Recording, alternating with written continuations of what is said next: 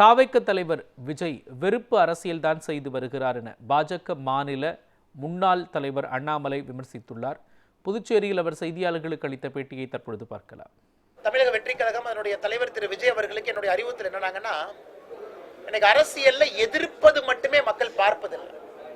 இல்ல நான் அரசியல் கட்சியாக நான் தொடங்கிய காரணத்திலிருந்து பிஜேபி எதிர்ப்பேன். ஃபைன். இன்னைக்கு விஜய் அவர்களுடைய மனநிலையோ தமிழக வெற்றி கழகத்தினுடைய மனநிலை எப்படி ஆயிடுச்சுன்னா, பாரதிய ஜனதா கட்சியை எதிர்ப்பதற்காக ஒன்னொன்னு செய்யறாங்க. உதாரணத்துக்கு special intensive roll revision election commission நடத்துறாங்க. சுதந்திரத்திற்கு பிறகு 12 முறை நடத்தி இருக்கின்றார்கள். புதுவையில 13வது முறை நடக்குது.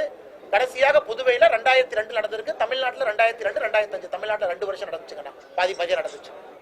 விஜய் அவர்கள் தேர்தல் ஆணையம் நடத்தக்கூடிய ஒன்னையும் பிஜேபியோட லிங்க் பண்ணி அதை எதிர்க்கிறாங்க. எது செய்தாலும் எதிர்க்கிறாங்க. வெறும் எதிர்ப்பு அரசியலை மட்டும் மக்கள் பார்த்து ஓட்டு போறது இல்லைன்னா, ஆரோக்கியமா என்ன சொல்ல போறீங்க, என்ன செய்ய போறீங்க?